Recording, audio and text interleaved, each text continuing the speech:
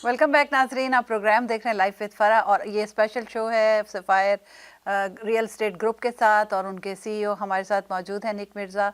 उनको वापस वेलकम करते हैं प्रोग्राम में। बहुत इंटरेस्टिंग डिस्कशन हो रही थी आपके साथ। अच्छा, अब हम दोबारा आप थोड़ा सा एक्सप्लेन कर दें, उसमें थोड़ी सी अभी भी थोड़ा कन्फ्यूजन है या मुझे है, तो आप दोबारा उसको एक्सप्लेन करें। चलिए मैं बताता हूँ। सेलर्स मार्केट कब होती है? सेलर्स मार्केट तब होती है जब आपकी इन्वेंटरी जो है कम होती है, इंटरेस्ट रेट कम होता है और बायर्स ज्यादा होते हैं। ज़्यादा होते हैं। तो बायर्स जो है they wanted to take an advantage of the lower interest rate, लेकिन मार्केट में इतनी इन्वेंटरी नहीं होती है, तो उसकी वजह से जो है अच्छा, तो वो वो सेलर्स के उसको फेवर में वो जाती है। एक ही घर है जिसको बहुत सारे लोग खरीदना चाहते हैं, तो एग्जैक्टली सेलर जो है वो अपनी मर्जी की प्राइस लेगा। एग्जैक्टली तो 10 घर आपको उस नेबरहुड में नजर आ रहे हैं, खरीदने वाले 100 हैं, तो of course there is gonna be a big competition, more likely bidding war जो भी हो ज्यादा सकती पैसे है वहां। देगा वो ले लेगा। बिल्कुल, जितना गुड़ डालेंगे उतना मीठा होगा, ठीक है। लेकिन इतना ज्यादा भी ना डालें कि वो जबान को लग जाए और वो हाँ, मिर्चों फिर की वो तरह से लगने किसी के हो हिस्से गया। में नहीं आएगा, कड़वा हो जाएगा। बिल्कुल एग्जैक्टली और तो ये तो हो गई आपकी sellers market. Sellers market.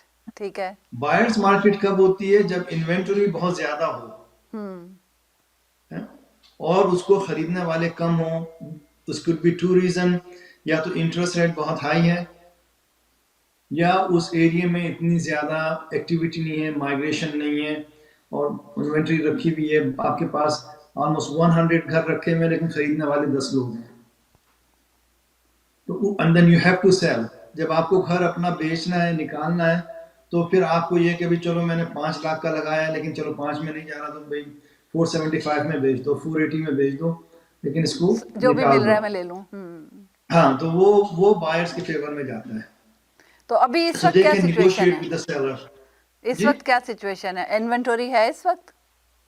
Right now inventory है, लेकिन इतनी ज्यादा नहीं है अभी भी। नहीं है। इस वक्त जो भी हम हैं, हाँ, बायर्स के फेवर में है अभी भी मार्केट, लेकिन कुछ एरिया अभी भी ऐसा है टेक्सास के अंदर, सम एरियाज जहां पे अभी भी इज अ सेलर्स मार्केट। अच्छा।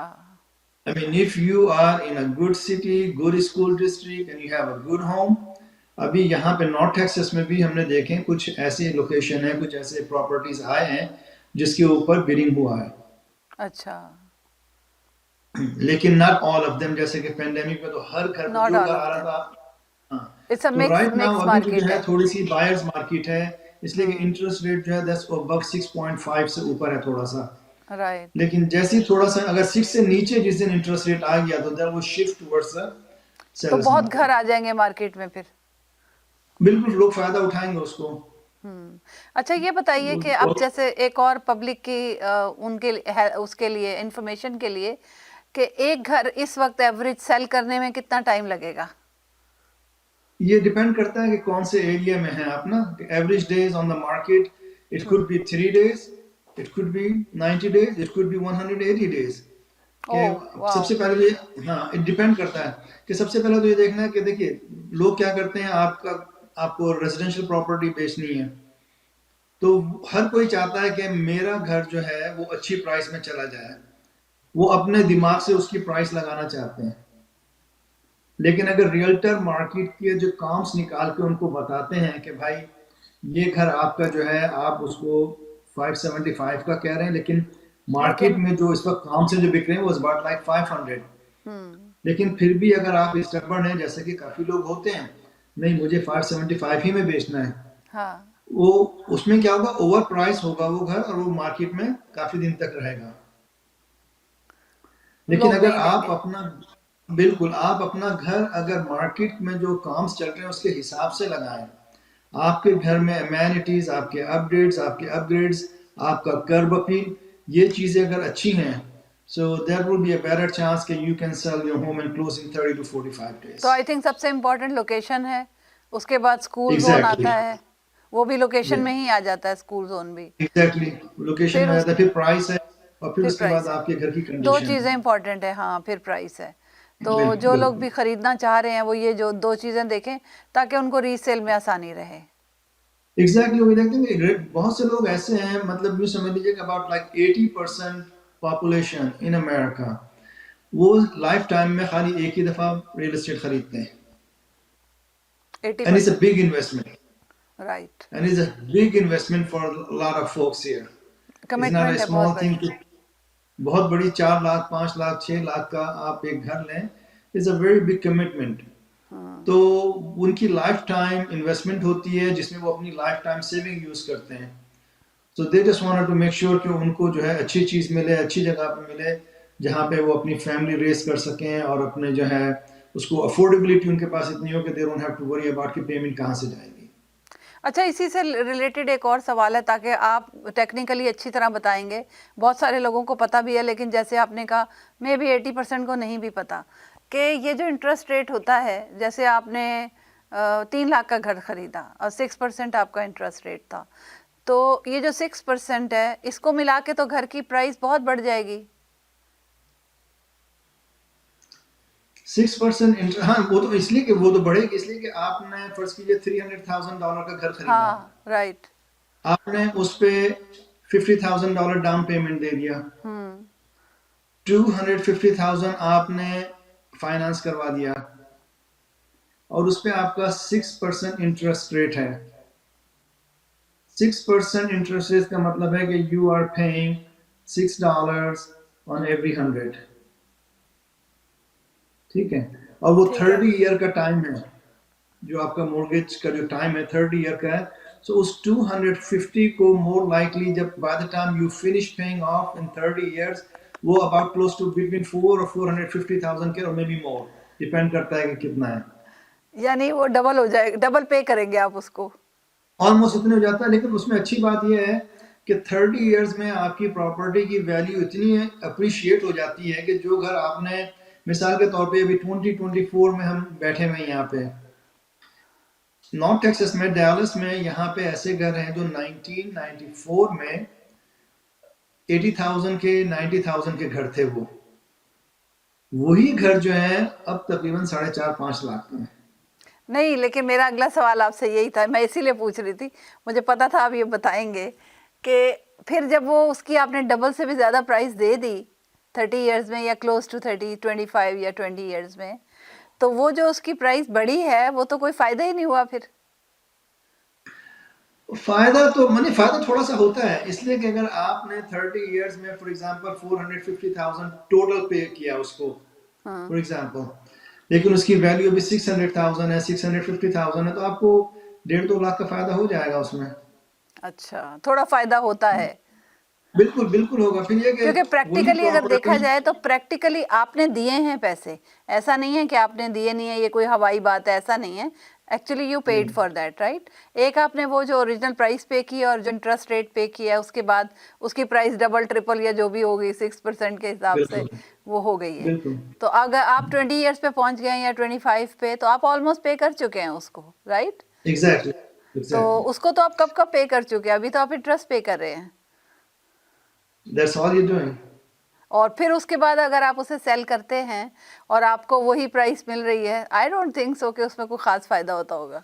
नहीं, उसका देखिए, अमेरिका जो है ना is a great place on the face of earth. यहाँ पे हर चीज के लिए रास्ता है। अब फॉर एग्जांपल मैं आपको एक मिसाल दूं, 30 इयर्स का आप लोन लेते हैं मॉर्गेज अपने घर के ऊपर, यू पे एवरी मंथ, जैसा कि वो बैंक वाले कहते हैं आप एवरी मंथ आपको मॉर्गेज पेमेंट देनी है। लेकिन काफी जो लैंडर्स हैं और जो बैंकर्स हैं वो आपको नहीं बताते कि अगर आप वही पेमेंट जो आप करते हैं एवरी मंथ, फॉर एग्जांपल आपकी $2,000 अ मंथ पेमेंट है, अगर आप वही $2,000 पेमेंट जो है एवरी 2 वीक्स करें फॉर एग्जांपल, तो अगर आप हर महीने पेमेंट कर रहे हैं तो एक साल में आपकी 12 पेमेंट जाती हैं, ठीक है ना। लेकिन अगर वही आप 2,000 की पेमेंट 1,000 अभी दीजिए, 1,000 2 वीक के बाद, एवरी 2 वीक्स, साल के अंदर होते हैं 52 वीक्स, ठीक है। आप एवरी 2 वीक्स पेमेंट भेज रहे हैं तो इसका मतलब है आपने 26 पेमेंट्स भेजी होंगी, 1,000 ईच की 26 पेमेंट भेजी हैं। अगर आप 12 महीने पेमेंट करते हैं तो आप उनको भेजते हैं 24,000, 2000 पर मंथ के हिसाब से 12 महीने के 24,000 24,000। हो गए। लेकिन अगर आप एवरी 2 वीक्स पेमेंट करते हैं तो आपने 26 पेमेंट्स की हैं 1000 की, तो इसका मतलब ये कि आपने 2000 की 13 पेमेंट्स की हैं। आपने ठीक है। उनको 13 पेमेंट्स भेजी हैं बजाय 12 के, तो आपने $2000 एक्स्ट्रा भेजे, that goes towards your principal. अच्छा। तो अगर आप एवरी 2 वीक्स पेमेंट करते हैं तो हम्म। आपका जो टर्म जो है लोन का जो टर्म है फ्रॉम 30 ईयर से वो रिड्यूस होके 22 साल 7 महीने रह जाता है। वाह देखिए, आज कैसी आपकी काम की बात आपने बताई है ये। That's amazing. ये काफी लोगों को ये बात नहीं पता है, कहाँ 30 और वो इयर्स, बैंकर्स कहाँ आपको 22 इयर्स। जो स्टार्ट कर रहे हैं बिल्कुल उनके लिए तो बहुत ही अच्छा है। लाइक 7 इयर्स हाँ, माइनस 8 इयर्स। और कोई भी लेंडर बैंकर आपको ये नहीं बताएगा, इसलिए कि वो पैसे बनाते हैं इंटरेस्ट के ऊपर। हम्म। अगर आप पहले पे ऑफ कर देंगे और तो ये उनका सारा तो इंटरेस्ट बिकॉज खत्म हो ये जाएगा। वीक्स जो कैलकुलेट कर रहे हैं, कंप्यूटर वीक्स कैलकुलेट करता है। जी हाँ, तो उनका जो है वो 7 साल का इंटरेस्ट जो है वो समझिए एक तरह से वो किल हो जाएगा अगर आप पे ऑफ जल्दी कर किल हो देंगे। जाएगा। हाँ, दूसरा ये है कि जो एमोर्टाइजेशन होती है आपकी मॉर्गेज पेमेंट की, वो ऐसी होती है कि शुरू में आप इंटरेस्ट इतना होता है, आपकी बढ़ा के प्रिंसिपल दे रहे इतना होते होता है, वो हैं। ऐसा ऐसा राइट। वो इस तरह से राइट। चला जाता है। लेकिन अगर आप हर महीने उसके अंदर एडिशनल $50, $100, $200 जो भी आप अफोर्ड कर सकते हैं उसको पेमेंट के साथ भेज दीजिए। Make sure you let them know this is additional principal only, तो अच्छा। वो आपके 5-6 साल और कम कर देगा। तो मतलब है कि आप 15-16 साल में वो लोन पे कर सकते, पे ऑफ कर सकते हैं। वाओ। और अगर आप ज्यादा पेमेंट भेजें you can pay that of in 10 years. ये आज आपने बहुत काम की बात बताई है। That's very very good. I am sure कि जो लोग नई स्टार्ट कर रहे हैं उनको फायदा होगा इससे, और ये बिल्कुल, शायद इसलिए कि वो इतने लोग ज्यादा फिर लोगों को। जाके 30 इयर्स की पेमेंट है, अब I am like 40 some years old, अब 30 इयर्स तक तो मैं 70 का हो जाऊंगा, तो फिर हाँ, वो कहाँ से।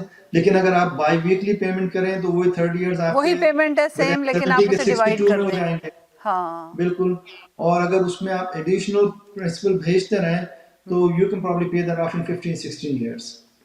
चलें, ये तो बहुत ही अच्छी बात बताई आपने। अब मेरा अगला सवाल आपसे ये है कि कोविड के बाद से या जब से 4-5 साल हो गए, कंस्ट्रक्शन नए घरों की ऑलमोस्ट हॉल्ट पर है, बिल्कुल रुकी हुई है। ऑलमोस्ट है, बन रहे हैं लेकिन बहुत कम। अब वो प्रोजेक्ट से उस तरह नहीं आ रहे। तो क्या, क्योंकि उससे भी फ़र्क पड़ता है, नए घर बनने से भी फ़र्क पड़ता है। तो इधर ह्यूस्टन में तो इतने ज़्यादा प्रोजेक्ट्स नहीं हैं। डैलस का मुझे पता नहीं, आप लोग कर रहे हैं कुछ प्रोजेक्ट्स, लेकिन कितने कर रहे हैं वो भी महदूद ही हैं, थोड़े से घर हैं। तो इसमें कोई लगता है आपको कि इंक्रीज हो रहे हैं, कि कोई चांसेस हैं, या लोग कमर्शियल की तरफ चले गए हैं, सारे घर नहीं बना रहे नहीं अब। नहीं नहीं, घर घर बन रहे हैं, ऐसी बात नहीं है, मतलब प्रोजेक्ट्स चल रहे हैं। लेकिन असल में पहले क्या था कि जैसे 4-5 प्रोजेक्ट चल रहे हैं आपके, फॉर एग्जांपल एक सिटी के अंदर न्यू सब डिवीजन खुली हुई है, वहां पे आप जब भी जाएं कोई ना कोई घर अवेलेबल होता था, इसलिए कि माइग्रेशन इतनी ज्यादा नहीं थी पहले। राइट। कोविड के बाद से माइग्रेशन इतनी हो गई है कि वही अगेन जैसे मैं पहले कह रहा था, सप्लाई एंड डिमांड। घर अभी भी यहाँ खाली डैलस के अंदर, ह्यूस्टन की तो मैं बाद में बात करूंगा, डैलस में you need 23,000 new Holmes for this year. अच्छा। लेकिन इतनी तेजी से नहीं बन सकते ये घर। 23,000। तो वाह। हाँ, नए घर चाहिए, पुराने नहीं, नए घर चाहिए। नए घर चाहिए।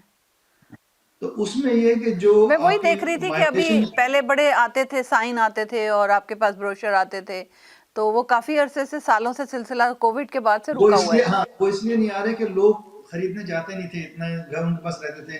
अब खरीदने वाले इतने आ गए हैं दूसरी स्टेट से, दूसरी जगहों से, कि वो उनके पास टाइम ही नहीं है कि उनको एडवर्टाइज करने की जरूरत नहीं, लोग खुद ही आ रहे हैं उनके पास। अच्छा, लेकिन घर बन रहे हैं अभी।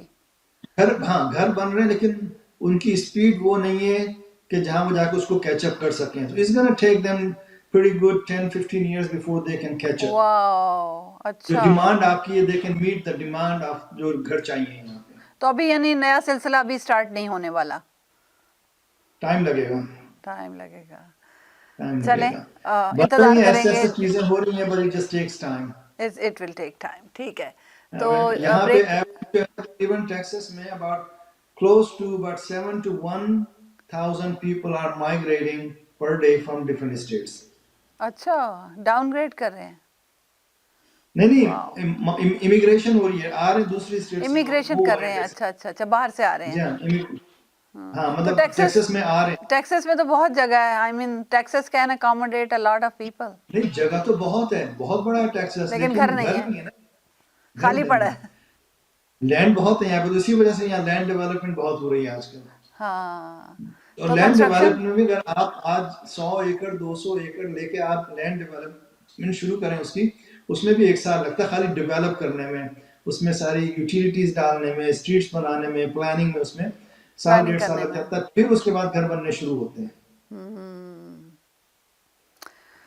दिस इज व्हाट अच्छा वी किया हैव। आपने, ये भी बड़ा अच्छा बता दिया। इस पे भी बात करेंगे। तो ब्रेक का वक्त हुआ है नाजरीन। बड़ी अच्छी डिस्कशन चल रही थी। इसके बाद हम अगले सेगमेंट में इनसे इनकी कुछ नई प्रॉपर्टीज की बात करेंगे। कहीं मत जाइएगा, लेते हैं एक छोटा सा ब्रेक।